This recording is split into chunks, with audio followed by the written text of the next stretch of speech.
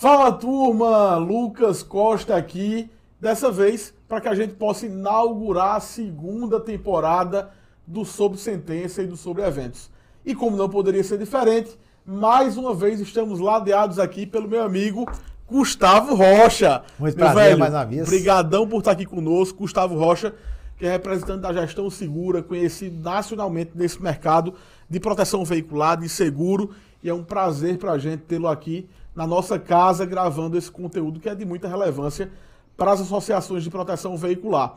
E, como não poderia ser diferente, assumimos nessa segunda temporada, mais uma vez, o compromisso de trazer sentenças judiciais, Gustavão, para que a gente possa analisar e fugir mais uma vez do achismo, entender como é que o judiciário tem enfrentado as questões que você se depara no dia a dia na sua operação de proteção veicular.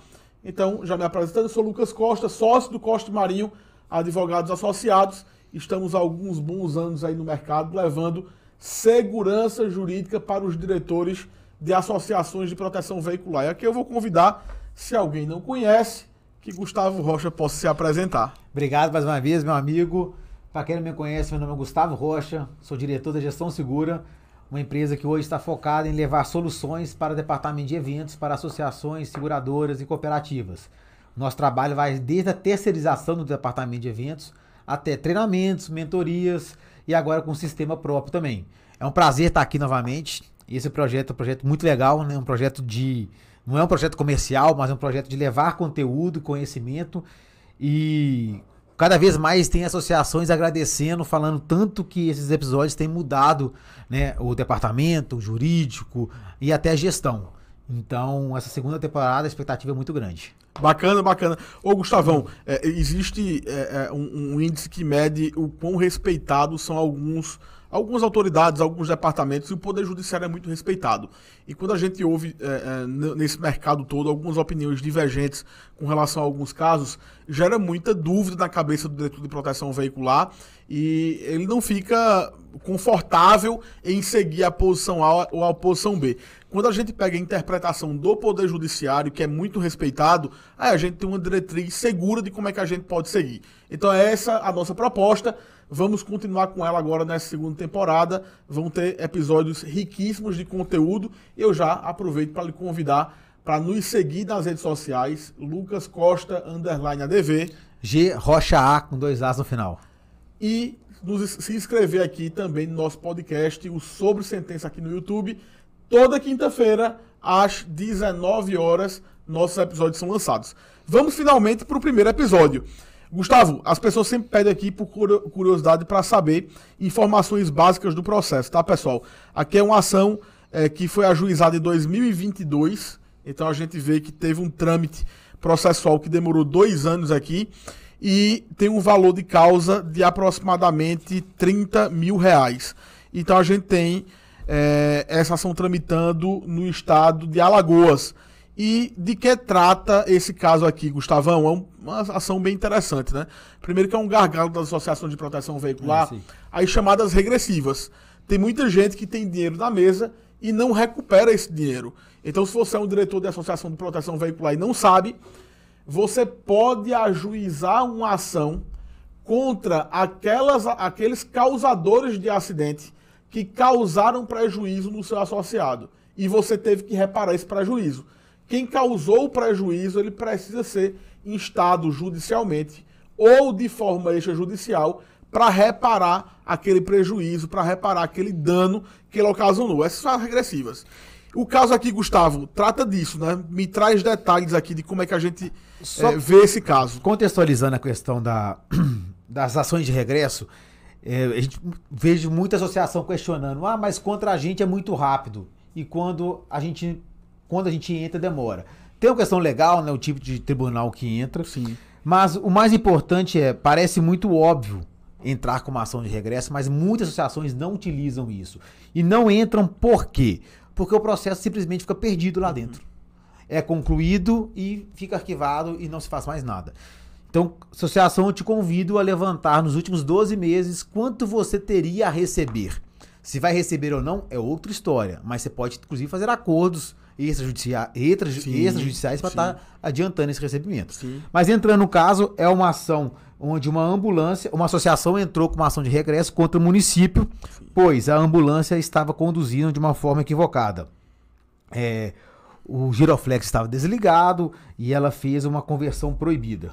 Perfeito. A ação importante aqui é que o associado tem direito, inclusive foi reparado o veículo dele, e a associação entrou contra o município e ganhou a ação, certo? Outro ponto importante, um caso nós citamos anteriormente, quando nos bastidores, o associado avançou a parada obrigatória e bateu no terceiro. Só que a parada obrigatória ela estava apagada. Tanto a pintura, né, quanto a placa estava tampada por uma árvore. A associação negou para o terceiro, assumiu o associado e negou para o terceiro, alegando culpa concorrente. O terceiro entrou com uma ação. Ao entrar com uma ação, a associação convidou o município a participar dessa ação. E o juiz deu esse ganho de causa. Cada um fica com o seu e o município vai ter que pagar os 2 veículos, uma vez que ele não manteve, né, a estrutura básica. Bacana demais. Qual que é o ponto da parte de eventos? Que a gente tem que ficar muito importante ficar linkado. Pessoal, quando a gente pede o evento, pede uma foto, mais fotos bem tiradas, não é ser caprichoso, preciosismo, não é querer ser chato, é porque um dia essa foto, daqui a 2, 3 anos, pode valer uma ação de 50 mil reais. Perfeito. Então é respeitar os protocolos de análise, é ser chato, é ser criterioso. Aí sim o resultado aparece, porque advogado não faz milagre. Sem dúvida. A gente usa sempre, Gustavo, aquela frase que é uma verdade inafastável, que a gente começa a ganhar o processo judicial, não é quando chega a intimação, amigo. Quando chega a intimação, as provas já foram construídas. A gente tem que, de fato, trabalhar com o que tem. A gente começa a ganhar o processo judicial quando a gente prepara os processos internos da associação, desde a entrada do associado na base, para que a gente possa produzir o máximo de provas possíveis para buscar a verdade real. Isso é, inclusive, um preceito básico do judiciário. O juiz busca a todo momento buscar a verdade real, se aproximar da verdade real. Como é que a gente vai buscar a verdade real se a gente não tem registro de conversa com o associado, não tem documento do veículo, não tem nada disso? Fica difícil, fica desafiador. Então, você quer complementar? Termo de acionamento mal preenchido, sim, resumido, sim. Boletim de ocorrência que não elucida os fatos, perfeito. Fotos mal tiradas, assistência 24 horas não gravadas. São insights que produzem provas. Perfeito. E só um gancho que nós pegamos lá atrás, não falamos aqui. A ambulância, ela pode fazer qualquer coisa?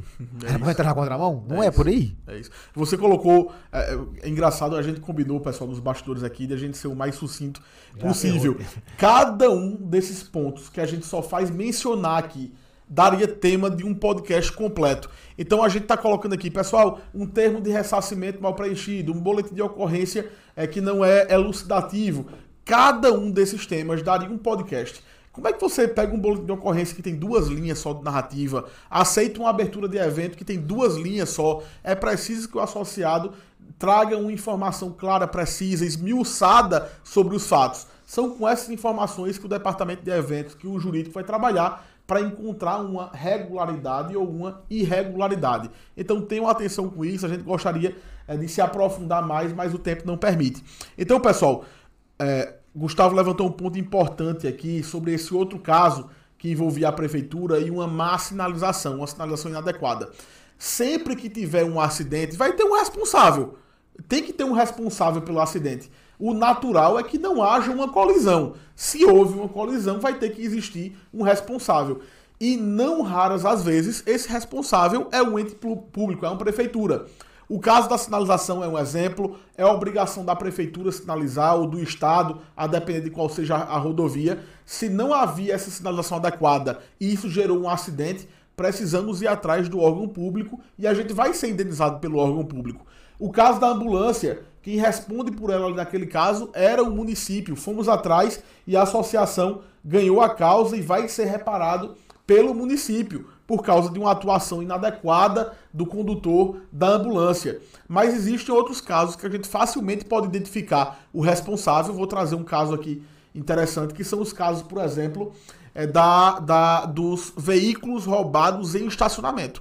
Veja, quando a gente vai atrás de uma regressiva contra uma pessoa física, Gustavo, a gente fica sempre na dúvida. Poxa, eu vou ganhar o processo, mas ele vai conseguir pagar? Ele vai ter dinheiro? Então, quando é um processo cujo responsável foi um ente público, foi uma empresa, fica mais fácil de receber. Se seu associado vier abrir um evento dizendo que foi roubado e o veículo estava em um estacionamento de um shopping, em um estacionamento de um mercado, a gente precisa entrar com uma ação contra esse mercado, contra esse shopping, e aí fica muito mais fácil receber de volta essa indenização. Nesse ponto, é importante citar, existe uma lei específica para estacionamentos, e se eu não me engano, tem uma súmula do STJ, a súmula 130. Sim, eu não vou recordar o número agora, mas se eu não me engano, é 130, que ela é muito clara nesse ponto. O estacionamento, privado ou não, ele tem a obrigação em zelar para aquele veículo.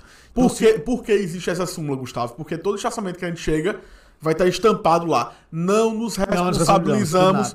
Essa regra não tem validade nenhuma. E aí um ponto interessante é, o associado tem direito a essa cobertura. Você não pode negar para o associado, você pode cobrar do estacionamento. Perfeito. Só que o outro ponto importante, pessoal, para a gente não entender muito não se confunda estacionamento com apropriação indébita. Quando você para o seu carro num lote vago, num show, aquilo não é um estacionamento. Show de bola. Você está entregando o seu veículo para quem você não conhece. Maravilha. Isso sequer é um furto ou roubo. Para ficar curiosidade, se você deixou o seu veículo no estacionamento, provavelmente esse furto não vai ser um furto simples, vai ser um furto qualificado. Você sabe a diferença disso. Se você não souber, acompanhe aqui os nossos episódios, que uma hora ou outra a gente vai explicar isso para vocês. Outro combinado para encerrar esse episódio. Como a gente falou, tem muito tema, muito assunto que poderiam ficar aqui uma hora no mesmo episódio. Qual é o nosso compromisso? Existe um grupo no WhatsApp, então basta você entrar nesse grupo, que lá, durante todo episódio, nos lançamentos dos episódios, nós vamos estar à disposição para tirar dúvidas, complementar com casos, com outros cases, com as próprias súmulas. Então, no WhatsApp, nos grupos de WhatsApp, a gente consegue decorrer bastante do conteúdo para que não ficar muito moroso e comprido. Maravilha. Pessoal, mais uma sentença analisada. No lançamento deste episódio, você vai ter acesso à cópia dessa sentença. Vamos juntos produzir conteúdo para esse mercado. Gustavão, mais uma vez, obrigado. Nosso compromisso a gente está alcançando, viu?